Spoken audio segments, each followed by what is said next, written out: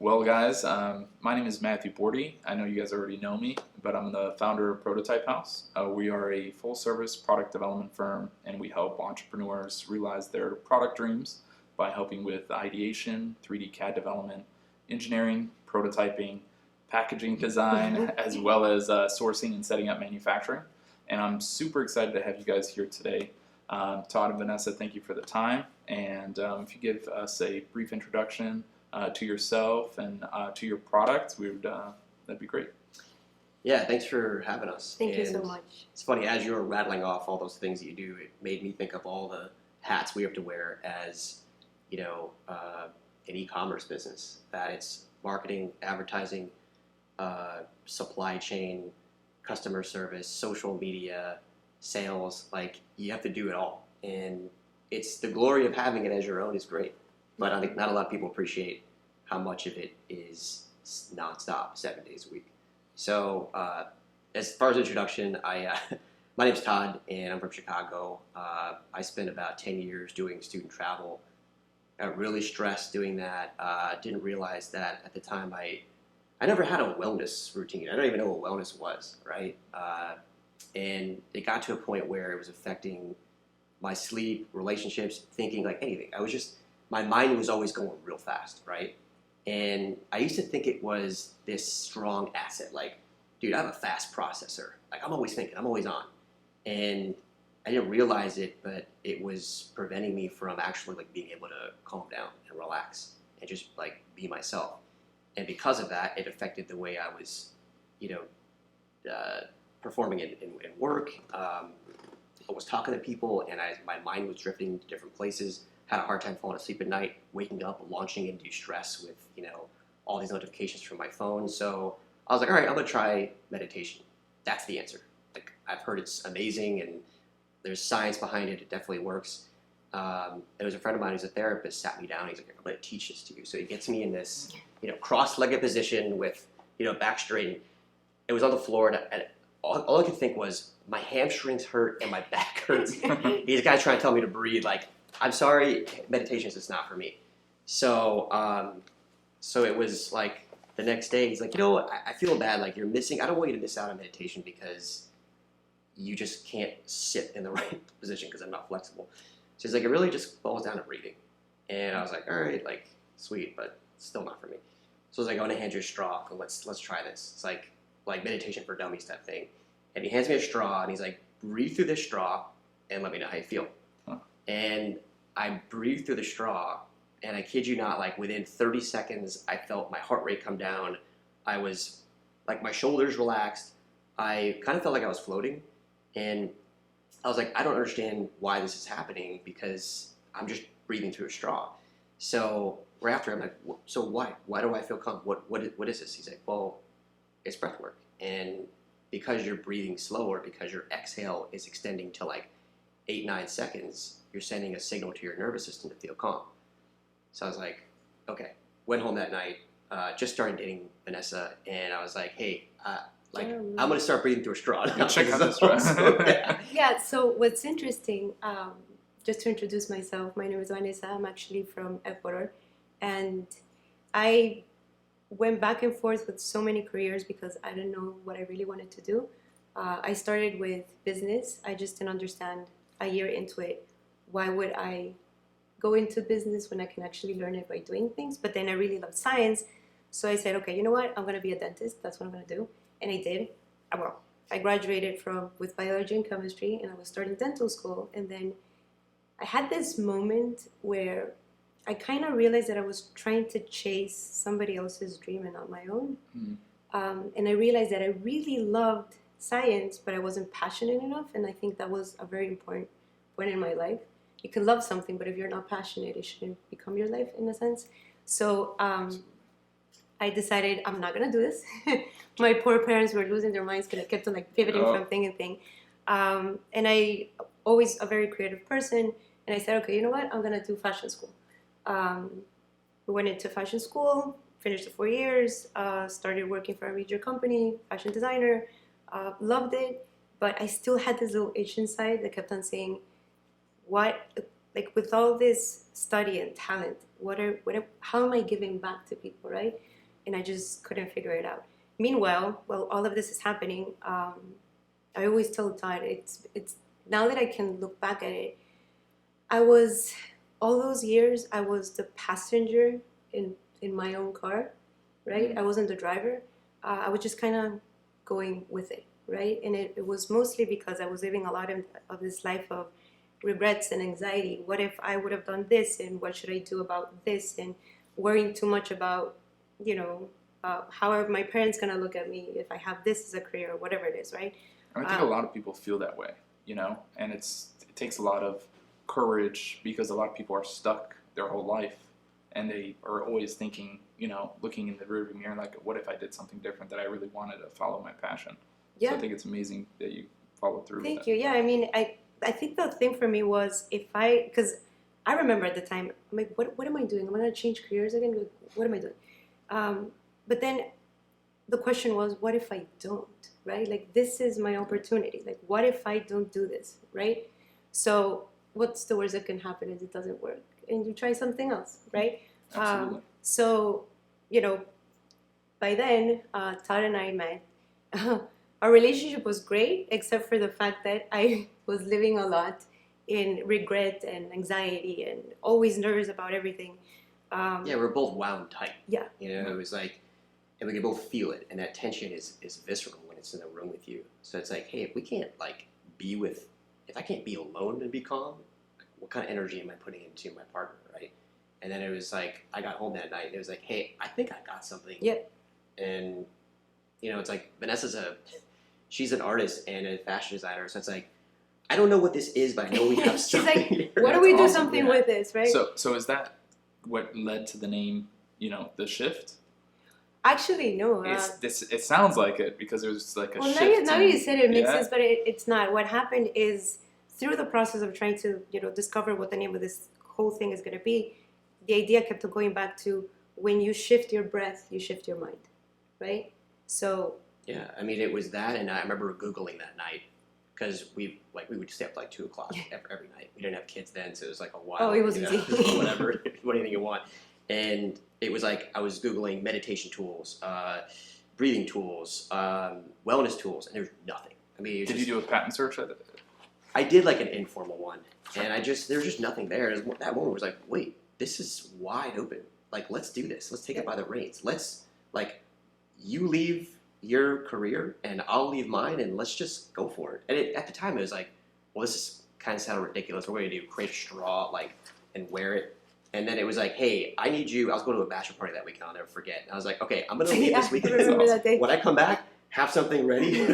Just figure it out. I remember sitting there like till 5 o'clock in the morning in a big wooden table that we had, and I was just going at it, like sketching and cutting pieces of wood and like doing tons of things and sending him pictures.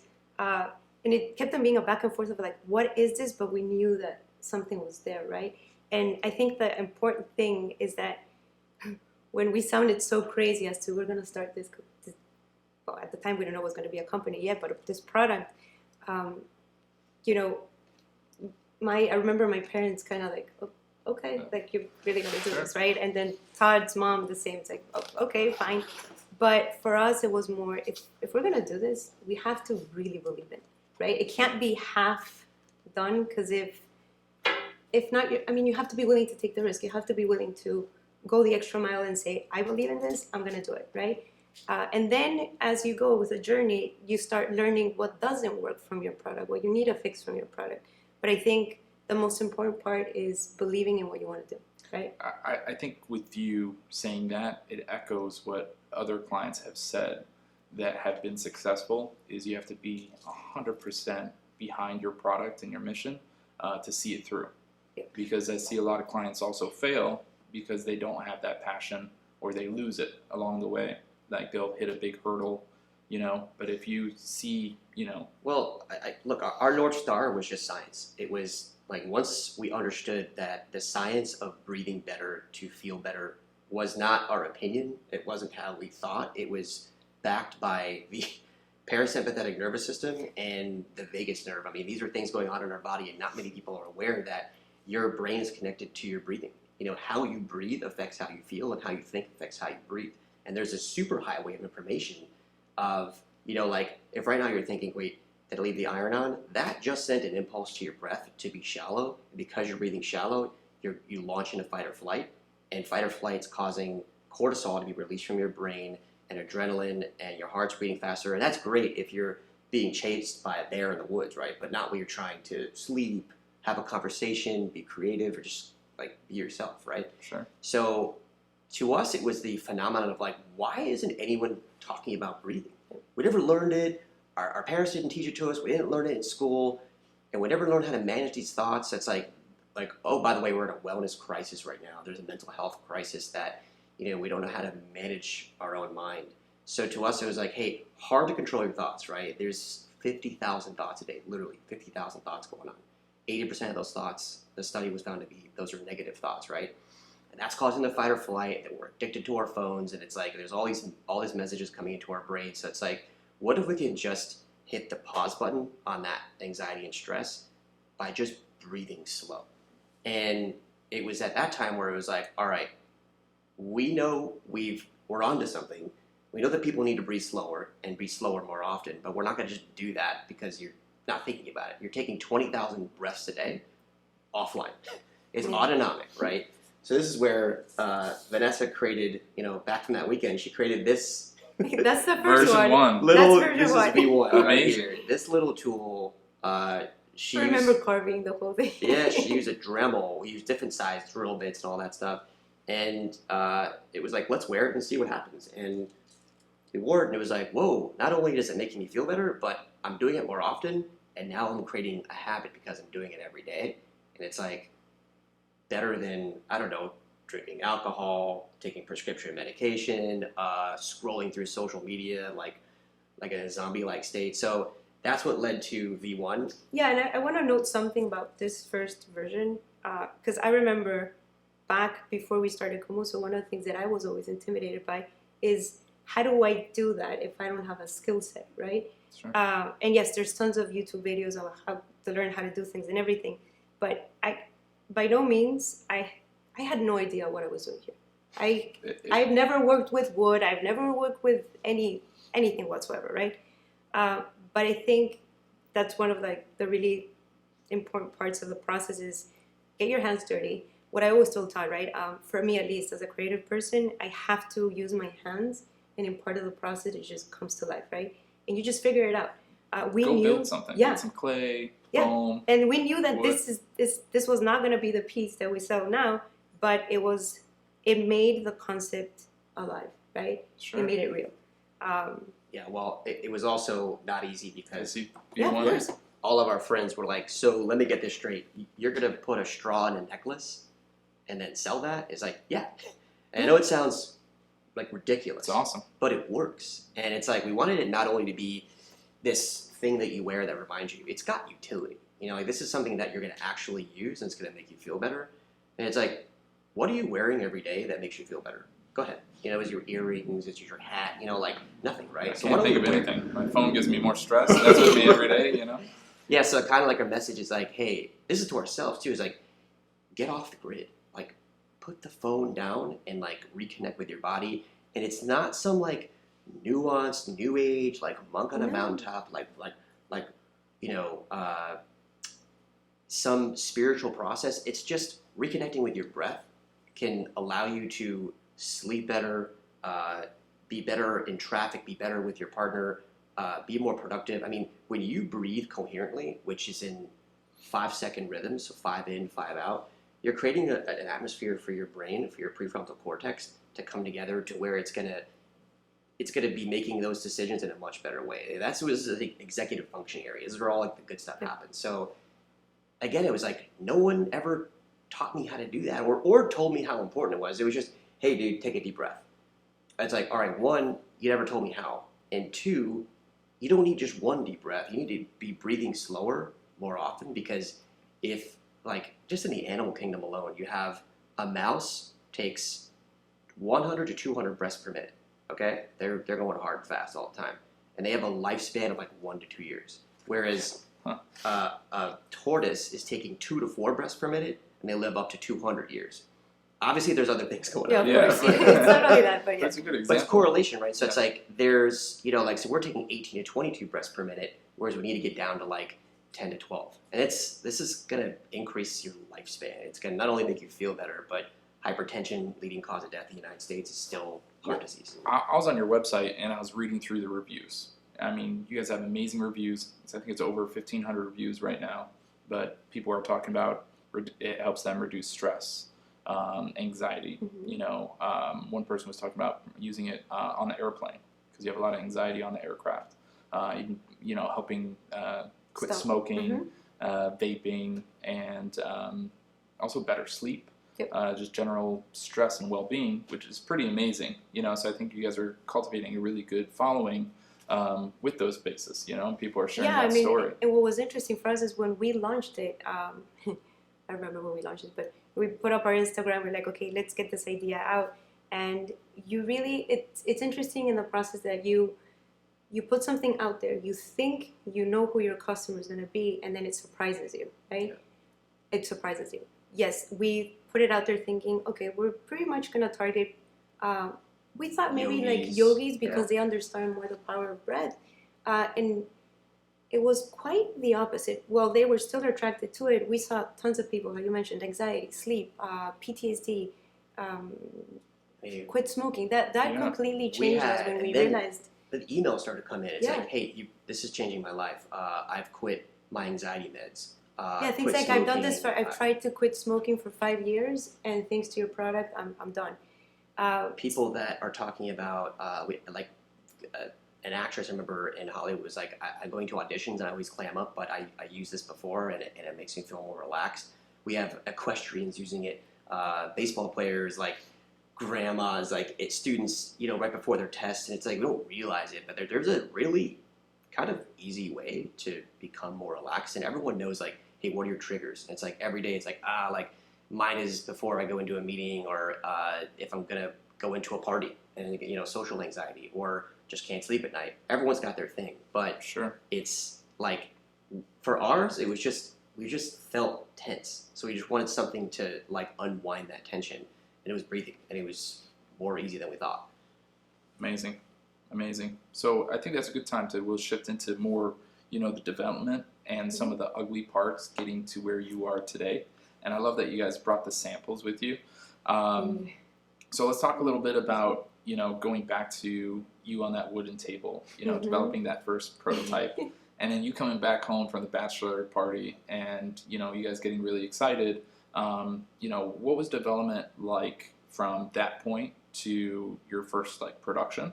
What are some of those barriers? And for the entrepreneurs, watching, they, money is always on everybody's mind. So to shed a little bit of light on, what was your thought process as far as budget for development, and what you would really say true budget really ended up being, because it's always more than you think.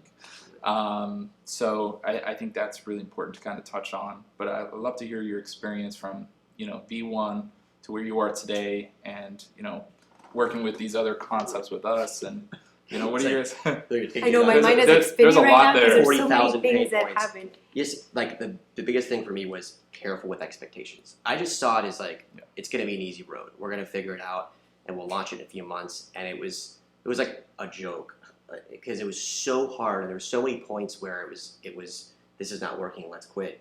And it started with just coming home, seeing that necklace. I was like, whoa, we got a cool concept here. This is awesome. But then I was like, I'm not a necklace guy. I would never wear a necklace. And obviously, here And now you're wearing a necklace.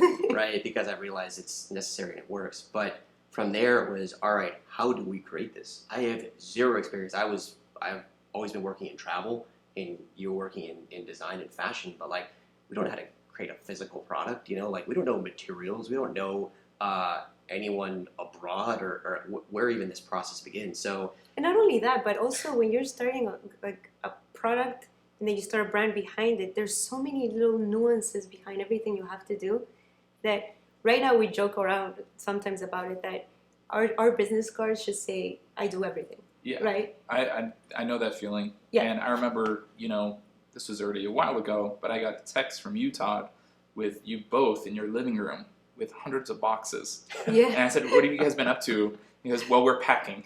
Yeah. As you can see, it's like a full logistics setup at your house, and I thought that was Yeah. pretty amazing. We had an 800 square foot loft with a baby living in our closet, and we had a dog, and we were. It was a big closet. It was a it was a walk-in closet, but it was tight, and we had a package from there. But I mean, we have boxes up to Yeah.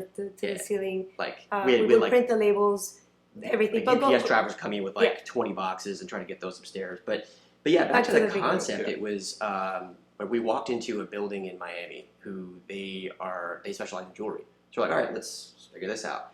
And very little English.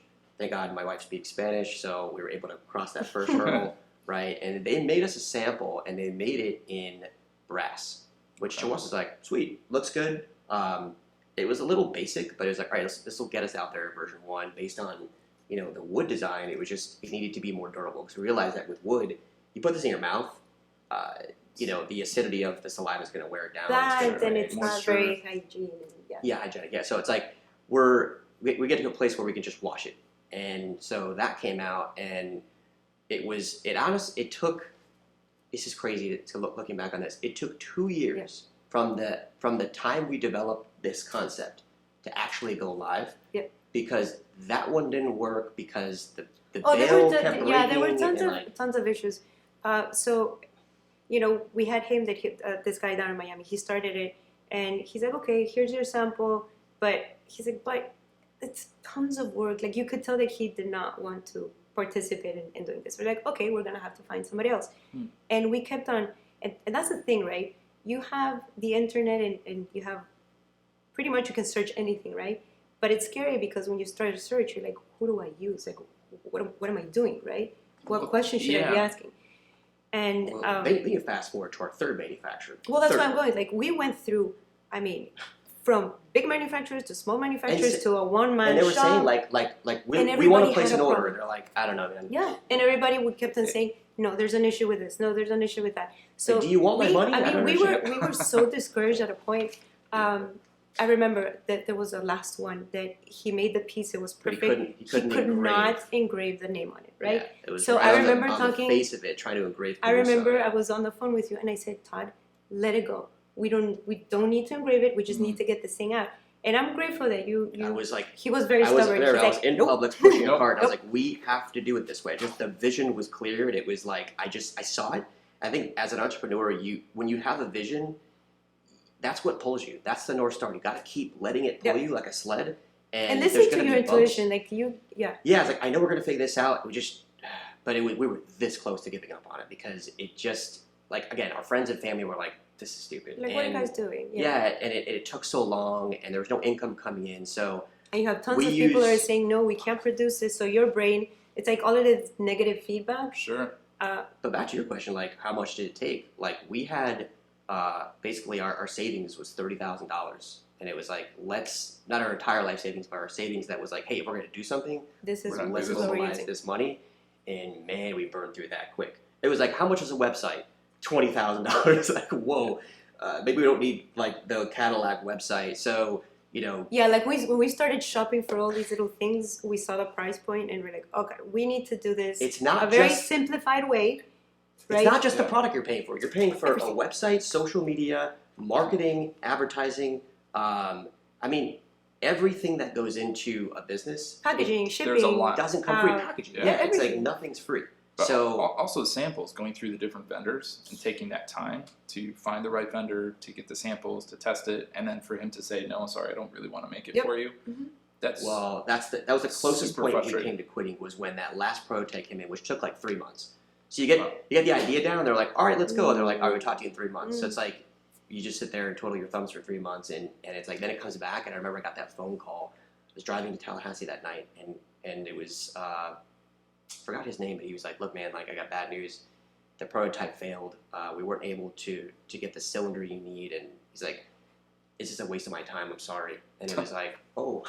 Okay. All That's right, I awful. guess that's it. And then we just kept trying to push through and finally figured it out. But then there was another problem. It was like we finally did it and we launched and we got it out there and we're high-fiving each other. And then the first few reviews are like, so this is making my neck break out in a rash and the plating's coming off, and it was like, so like, what kind of rip off is this? It's like, We're like, wait, we have to reevaluate what we're using, right? Sure. and we so ordered then- like 1,000 of them, so it's like, what do we do so now? we're like, okay, we need to solve this, because that's the thing, right? You put what I said at the beginning. You have to put the product out there, and then you start learning from people's comments, right? And it was that, we're like, we have to change this to something that's doesn't give you allergies, like stainless steel, right? But then this manufacturer that we had that finally could produce pieces for us, they're like, well, we don't do stainless steel. And I think that's when we met. Yep. Right around there. And Yeah. that's when we were able to figure it out with a new manufacturer, and it was like stainless steel. And because of stainless steel, we were able to, a medical grade stainless steel, it was like resistant to water and to acidity of saliva, and it was didn't have the same like I guess properties of like nickel and some of the chemicals that, or some of the metals that would make people break out in rashes and things of that nature. So that was it. That was proof of concept for us. And then once we got that, we could move on to more of the marketing, advertising, and business growth. But man, that was tough. It was. And so what was like the minimums that you guys were looking at with these different factories? Well, yeah, I was thinking like, let's take 50. So- they're like, no. Oh, so that was funny because that's a struggle too. Yeah, so we go into this whole thing. Todd is like, oh, we'll just order a minimum of 20, 50. And I had experience from the fashion industry knowing that minimums don't work like that. I'm like, Todd, it's not going to be that little. The first one, the one that actually did start with us, the one that did the brass, they were pretty cool about it. I think they let us start with like 400 pieces, it must have been. Yeah. Like they were really good. They were really good about that. But then we also hit up a point with them because they couldn't produce when we started to grow to scale. They couldn't make more than, I think it was 800 units a month. Yeah. So it then was that about became an that. issue too. I mean, it's a Sure. great, it's a We great need problem to- to have. Because we were having orders Yeah. come in, we couldn't fulfill the orders because it started to. We weren't even advertising at the time. It was just word of mouth getting out there. It's like, hey, we really got something here. But then it was like, we got to the point where we had product, and it was like, all right, how do we ship these things? Like, how do people do this? This is back in like 16, 17, and this is before we found the platform we have now with Shopify. But it was, how do we print labels, and what do we just take these to the post office? And just Like, how does it drop them work? off. Is there a discounted rate for So- ship, like a business and account? I think And it's really hard when you're first starting because you don't really get the bulk discounts. You don't have enough product to probably hire a fulfillment house. So Yeah, I usually no. tell our clients, do it at home. that's what You we know, did. just get a small warehouse and Yeah. just we had. pack and ship. I mean, the IKEA IKEA bags bags. of That's orders awesome. and just going, and people would just be like, what I are mean, you I doing? remember we would print labels. Remember, orders would come in, and I would wait like a few hours. So then I would print the receipts, print the labels. We had stacks with the envelopes, and then label box, Yeah. unit, Then we have and then we would put them in the IKEA our bags. 1-year-old running around the apartment throwing like bags around in orders. And it was beautiful chaos for a while there. And it's a humbling experience. It was, but It eventually is. we're like, hey, I think we're big enough now. We can go to a fulfillment center and have Yeah. someone else do this. Yeah. And Well, that because was then you game start changing. realizing that as you start growing, your time has to be invested in other things if you want the brand to grow, right? Absolutely. So it's not like you move on from it because you're better than it. It's just like the business that now needs you in a different way. You're like, okay, this is, now that we figured this out, and now that we know that this can work, let's hand it over to somebody else, and we can move on to the next Focus. Yeah. thing, right? So going back to manufacturing, you have the product, you're getting to, push the product online. You guys have gone live. Just to backtrack a little bit on going back to when you were doing some design concepts, and I know we did some design concept for you guys that are not even on the market yet, Mhm. that are coming. So we won't showcase those, but I'm pretty excited for those. What about the patent process? Did you guys file patents and trademarks, and how do Yeah. you? Go ahead and You know, Like, I still have like trauma from this, but so How many years? Let's start with that. 7 years. 7 years. 7 years in the making. Things don't happen right away with patents. So the frustration was, one, I have my budget, right, for the product and for the web. It's like, all right, good. Then you start talking to a patent attorney. It's like, all right, this is gonna be about $10,000. And that budget's out the window. Boom, right? And Yeah. it's like retainer, I'm gonna need $2,000 up front. It's like, whoa, do we really need this? And then there's that little tap on the shoulder that came like, you should get a patent. Like Yes. you're going to need this. So I was like, all right, let's find more money somehow. So we just kept trying to like pool resources in, and we did it. And I'm glad we did, because probably within a year or two, we got the design patent, which wasn't hard at all. It's Yeah, the that was easy. utility patent that was tough because here we have just this simple tool that's a tube that you breathe through.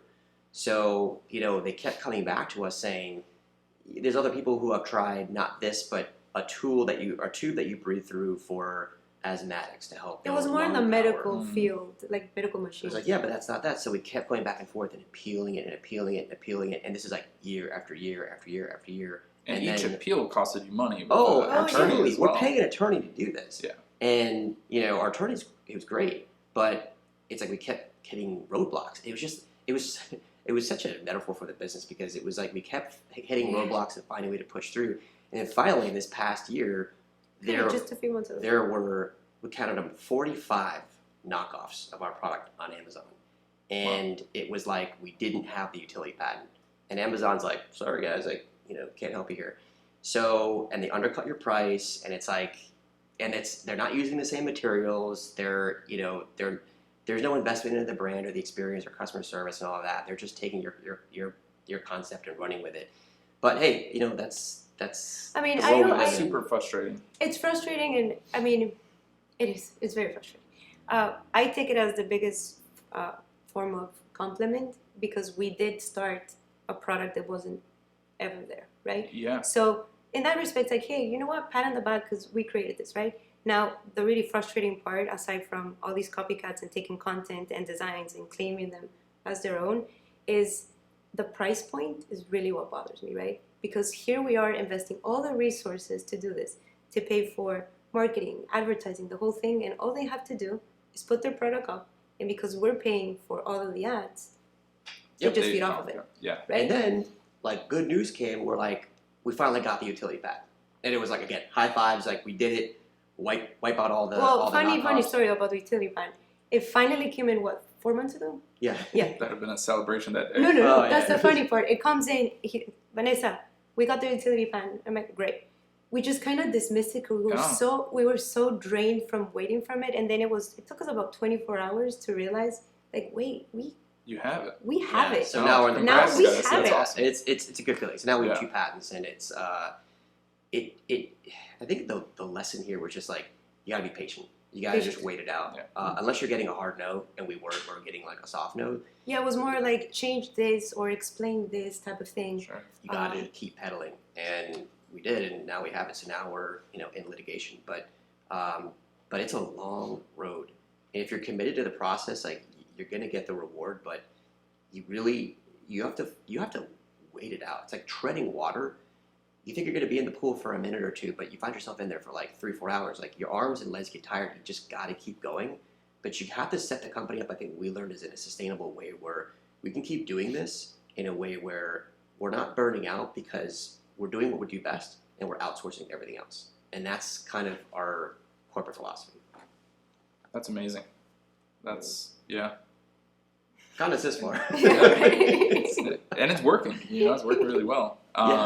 So let's talk about a little bit more about development, and if you don't mind, coming up with new design concepts, finding those other manufacturers. What's on the horizon? How was it when you saw the new concepts in 3D, for example, for the first time?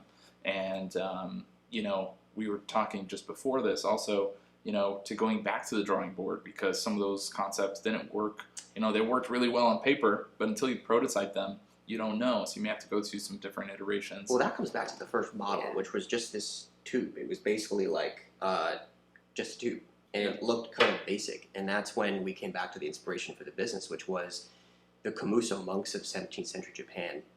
They had this tool called a shakuhachi, and it was actually a flute that they played in, and they're an incredible story because it's called the monks of nothingness, and they would just create music based on their breathing, right? And because they're breathing, they are present. Yeah, because they were exhaling so long in the shakuhachi. Is Sorry, it like a? it's a very long. No, it's a beautiful It's sound. a beautiful, Yeah. and it's a beautiful flute. It's You should have very. brought one today. I know we do have one Why at did we home. not? I mean, it's pretty long, but because they were exhaling for so long to produce music, they will reach meditative states, Okay. right?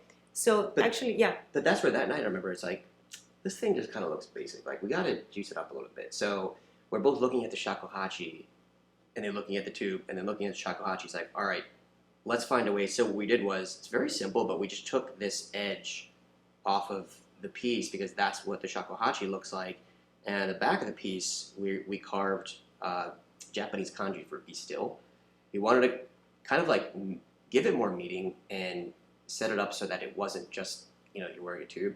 This is an actual commitment to mindfulness, and this is a tribute to the monk's lifestyle. And this is an old practice. It's not like something we just decided to create, Maybe look at the monks. The first lesson in monk school is how to breathe, right? So it's like, this isn't just you wearing some therapeutic tube. No, you're committing to something that is gonna, make you feel better, but in a way that's totally organic. So we did that, and then it was like, all right, how do we create a CAD? And it's like, I don't even know what a CAD was. Oh, cool. So yeah, in my CADs back at fashion, it's very different. Very different. Very different CADs, right? So here I'm like, don't worry, I can speak to the manufacturer, I can figure this out, and I could not figure it out. And it was rough because at the beginning, like, I don't have the skill set, and you're trying to communicate. So I think that the hardest part was, like, remember, I would draw things up in Photoshop and mark them in paper. Well, I remember the first time we met with you guys. You guys came in with one sample. I think it was made from a jeweler. I think it was that first factory said they can't make any more. Probably. And then some sketches, and you're like, "This is where we want to go. Yeah. This is what we have." Here's a paper drawing. Yeah, and you make it work. It's like learning to communicate in two very different languages. But that's where it was like, yeah, we need a professional to do this. We need someone that knows what they're doing and has these resources and connections out in these manufacturers. And you guys were able to put together a CAD for us and a CAD is like this 3D model of what it looks like. You're able to see it and zoom in on it and understand the different elements. So because of that, you're able to communicate better with the manufacturers. Because if you just send a drawing to a manufacturer, it's like, this is a waste of my time. Like, they're busy and they have other clients to get to. Well, and what's funny is that in your brain, you're thinking, I mean, they have to understand this. Oh, yeah. But they don't. They don't. Well, especially when you're dealing with overseas factories. We try to be very specific, exact dimensions, exact materials, and already do the back-end research, so you don't have to go through variations of materials and things. Sometimes you don't know. You don't know what you don't know. Well, even with this piece, it was like, we had to find a way to create the colors, but in a way where it wasn't plated. And that's where, when the silver and the gold and, that slate color, it's baked into the piece, that was a game changer for us because that allowed us to build a piece that was resistant to, water, spit, sun, weather, like everything. You just wear it wherever, all day, every day, because it's a utility piece, right? It's not just something that you wear, you actually use it. So I was just looking at the piece right now thinking, you see the bail? I remember talking to the manufacturer, like, oh, what do you want the bail to look like? And I remember drawing it with a pencil, and I took a picture with my phone, and I sent it over, and I said, like, this. Like, can you give me a CAD? I can't give you a CAD. Yeah, and then you guys were able to bring that to life through these different, I don't know what software you guys were using, but it was... Well, mainly use SolidWorks or Fusion 360, but I remember going through the different iterations with you guys, and you guys really had a lot of excitement when you saw the first CAD model and some, renderings of what it could look like in the different, like, metal finishes and polishes and things like that. And we also played with colors. And we did. I don't know if I'm exaggerating here, but it's like seeing that first, what's it called, when you look at the baby... we look at your sonogram. The sonogram. Whoa, that's it. It is true though, because it is. I remember the feeling because you have this idea, you can't communicate it, but then you guys come in, you put it together, and that moment just makes it feel real. Like it's tangible, it's reachable, it's gonna happen. Then your brain starts going fast. It's like, all right, what else can we create? And that's when we started talking about. And you get excited about So it's like, all right, let's talk about the bracelet, and then you just don't, your wheels don't stop because it's like, all right, if this works, there's 10 other concepts right behind it that can work. But you have to focus. We had to get that one concept right first because without that, it would have all fallen apart. So it's like you need an MVP.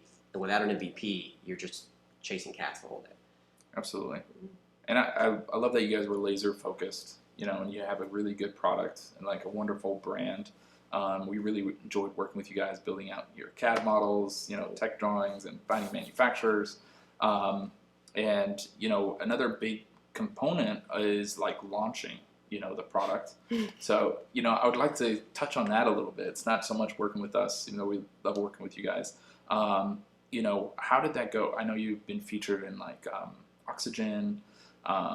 You were just featured in Men's Health as top holiday Shape product magazine, and Forbes. Shape Magazine. there's a piece from Forbes, a review there. So it's like, and that's all stuff that we didn't pay for. Like that's just they found us, and then they go, Yeah. what? Like like a common misconception is that a lot of brands pay for this stuff. They'll pay to get their name somewhere. Like we didn't. Well, and And also the it's- misconception is that when you see, like, if you go to our website right now, right?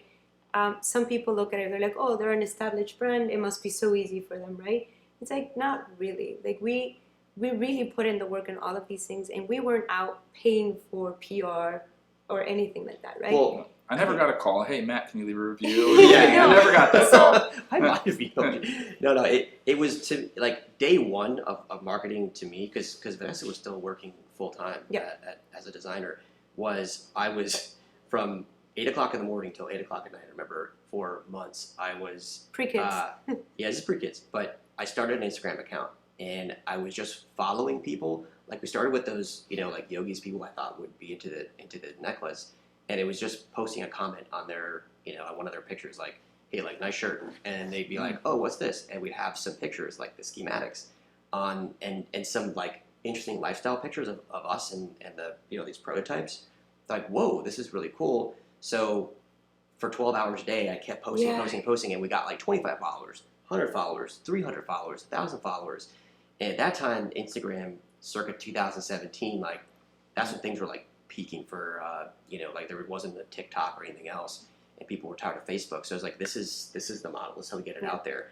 And then we hired some influencers around that, and launch was just social influencers and us, well, it was direct messaging people. Hold on, it was micro influencers Yeah. because remember our budget yeah. was very, very small, right? And where did you find the influencers? You find them yourself on Instagram? Yeah, Or? this is just searching for people that are like, hey, I think this person would resonate with this, or because they're into wellness, or they're into yoga, or in some sort of meditational space. So it's like, okay, cool. Like, and to us, it was like, hey, let's send these samples out to them, and we did, and it was like kind of held our breath there for a little bit because it's like, what if they don't like it? Yeah, Or of if they're course. like, this is a joke. But like, it's putting yourself out there. Yeah. It's kind of what's Yeah. needed too. you know? yeah, it's tough. It's like you create something, you spend so much time, and you send it out, and you're waiting for that feedback, and the feedback was coming back awesome. It was like, Well, when we first launched it, we went live and we could sell.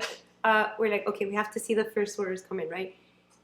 Let's say from the first 10 orders, well, 90% was probably our family and yeah, friends. the first order was my But mom. no. The first order was that girl that followed that's us for right. months before. I wish I could remember her name. That's She was the right. sweetest girl. She followed us on Instagram, like true believer from the beginning. Yeah. And the minute we went live, she bought it, right? So we're like, Awesome. okay, we have one there, and it's all friends and family. And then it took took time. And again, time. it goes back to being patient time.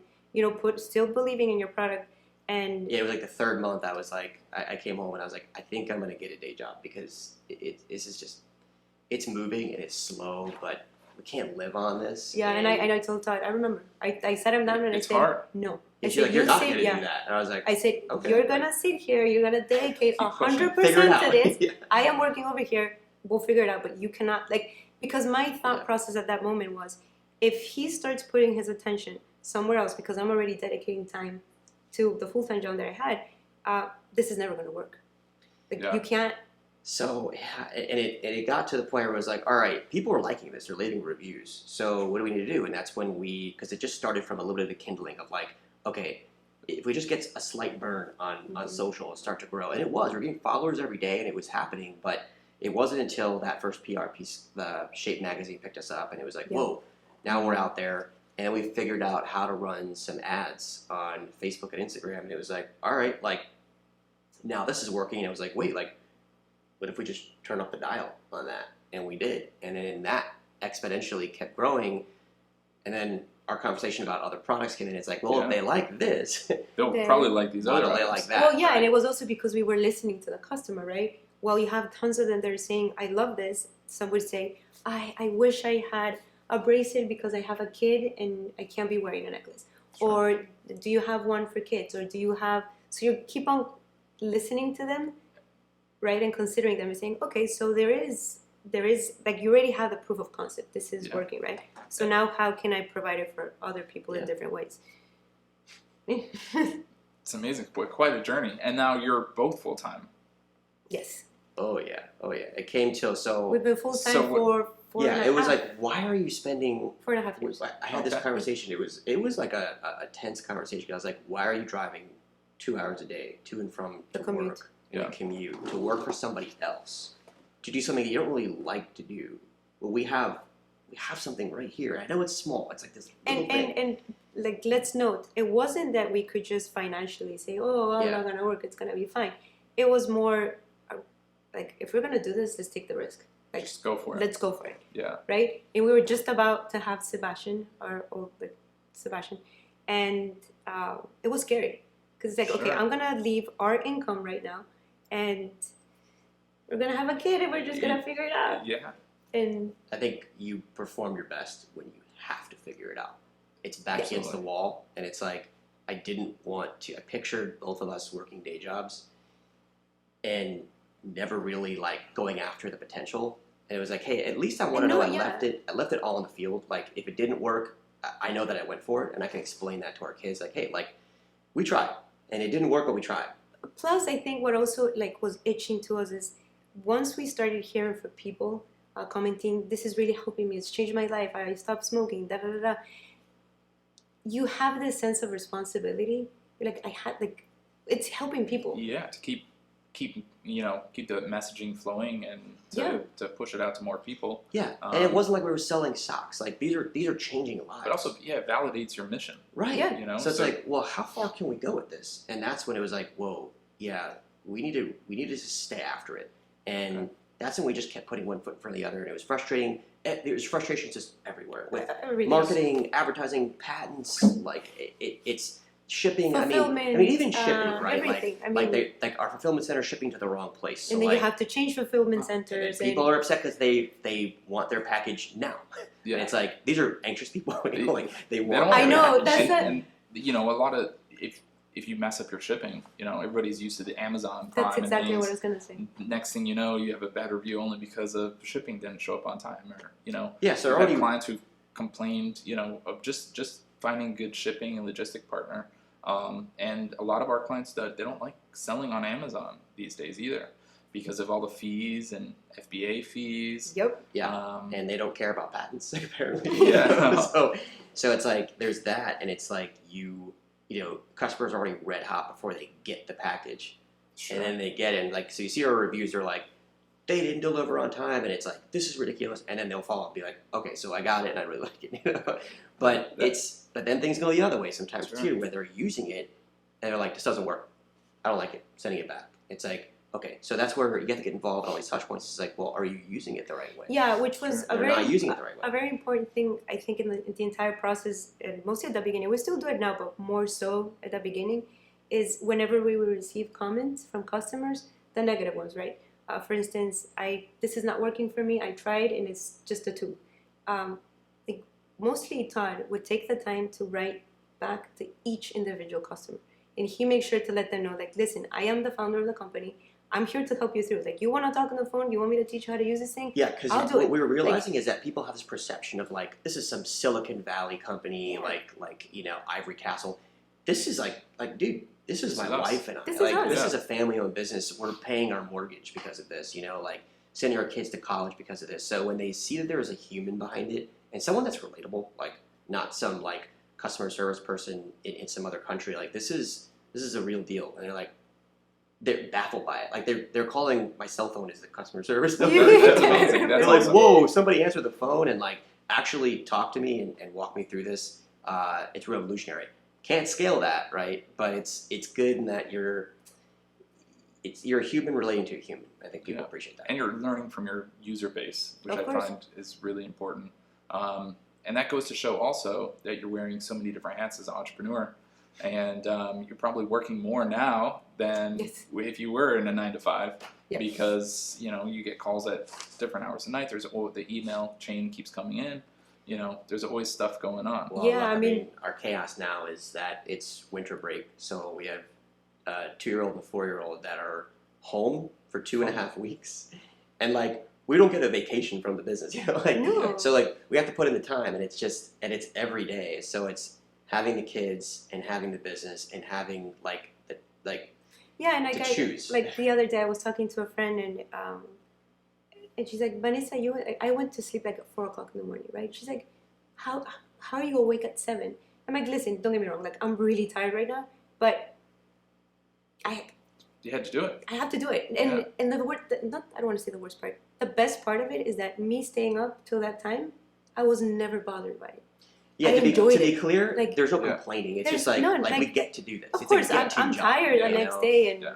it's hard. And that's but, when you hear people talking about their jobs. They have to, like this is a get to. Like we get to do this for a living. We get to control our lifestyle. We get to control where we go. Like we take trips, and it's like We're always we work working. through the trips, but it's like no one is telling us we can't do it. Like if we decide to sacrifice things and not, but you get to create that experience. yeah, That's amazing. it's incredible, and you have to kind of like pull but yourself out of it but it sometimes. also comes with a lot of It's stresses, right? tough, yeah. Because It's you tough. have to, it's a lot of things that you have to be controlling. What I Like said at the gray beginning. hair, losing Yeah. hair, it's like various consequences. That's all coming. So just as a recap, I guess, what are the top 3 things that you would tell a product entrepreneur, to stay away from or definitely look into, to help them along their journey. Maybe it's whatever you think is best, but I think that would be some good pearls of wisdom to give to our audience. What should they stay away from? Okay, expectations, capital E. Like I got pulled in that trap. I thought somehow I had this world where it was like, all right, we're gonna go live in 3 months. 3 months took 2 years, and it's gonna be easy. If you plan on it being hard and you plan on hitting road bumps in the road, at least you're preparing like a timeline of launch to get this out there in a way where you're not feeling the impact of that disappointment, and it doesn't break you. Like it almost broke us like 3 or 4 different times. Well, touching on that, I remember, sourcing. I think you were working with Brooke for sourcing also, and we wanted to set the expectation. Sourcing's hard, Oof. and even though you look at the product, you make, oh, that's easy. It's not. It's very difficult. Going through the different methods of production and just dealing with the vendors and sometimes convincing them to work with us. Also, it's super daunting. Yeah, and you told us, you're like, this is going to take a while. Like it's weeks before they respond in some cases, and then to get a prototype, even you're working with China, like it's another country, so the communication's hard, right? Because it's a language barrier. And then they're sending a sample. Whatever prototype it is, I don't care if it's the simplest thing. There's going to be something wrong. Always. And not just one thing. There's going to be multiple things wrong, and it like the opportunity is like, okay, well, we can fix these things. But again, coming back to expectations, it's going to take time. There's going to be another 3 months before that sample comes back. So it's expectations, and it's Well, and then you want to test the sample too. Yeah. You don't want to run into the air of getting a sample saying, oh, this is perfect, let's go to market, and you never really tested it and used it and saw if it survives the test of real life, right? Sure. Yeah, and then there's money. Like it all comes back to that, because if you don't have the money, then the money to just get the samples and all that stuff, you have to find a way, whether it's putting it on a credit card. I don't know. Everyone's got a different situation, but if you really do believe in the concept, you have to find a way. Through it, around it, over it, under it. I don't know, but we had this relentless mentality of like, we're going to figure it out. It was our 4th manufacturer, and finally found you guys. But I don't even know that people like you existed. We were literally driving somewhere. And we just saw, and we drove the past sign. Yeah. your sign. It was like, do you have an idea? We're like, hold on, let me pull out my phone. Yeah. It was like, let me call these guys. And it was just that human-to-human relationship that it was like, I like Matt. Like, this feels right. Let's have a meeting. And it was so much easier at that point, because like we already went through all those trials and samples and problems. That was like, okay, now we know what we want, and you guys were able to push us through. Amazing.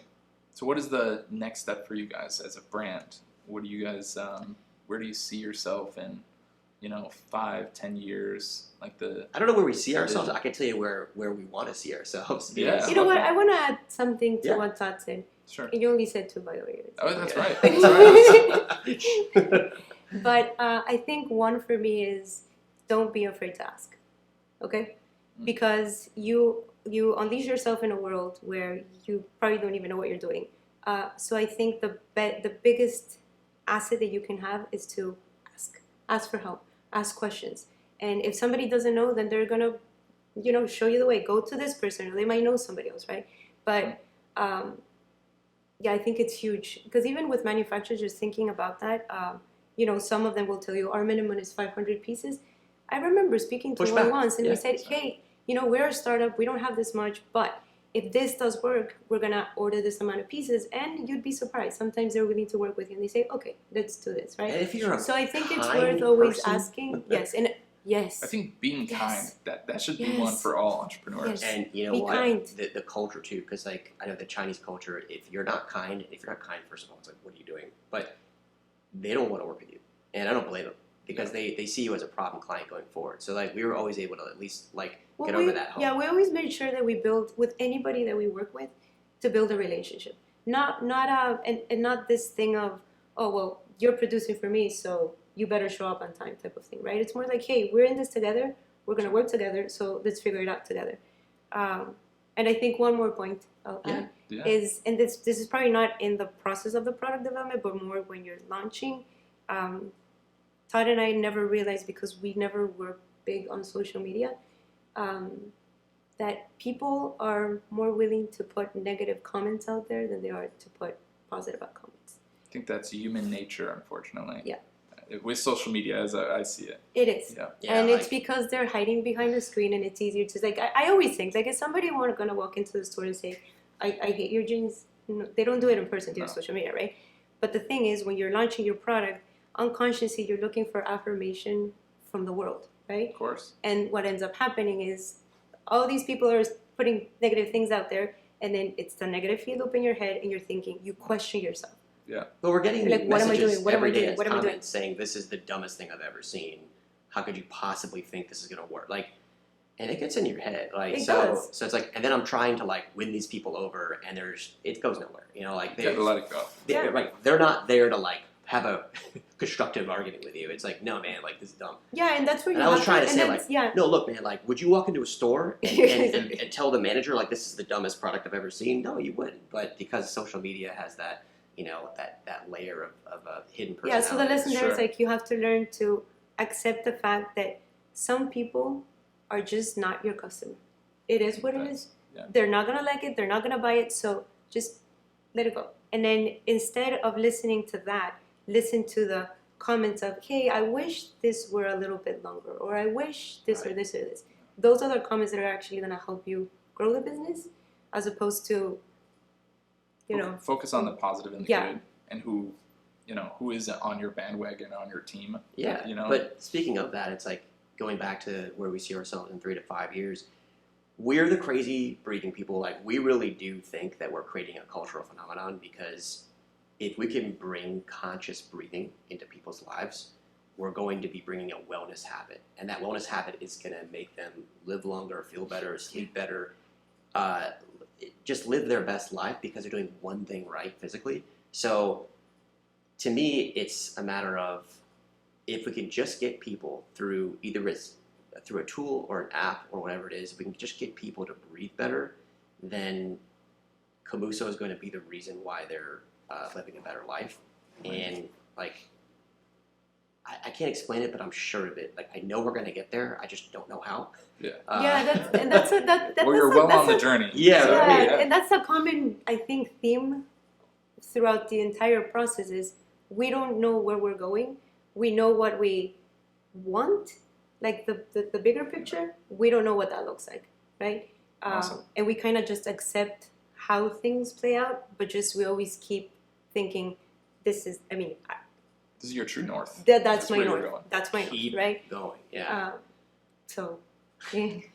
Amazing, guys. Well, I appreciate you so much taking the time. I know you have 2 kids at home, probably with some family members or a sitter. Yes. So I appreciate Yes. that. Grandma.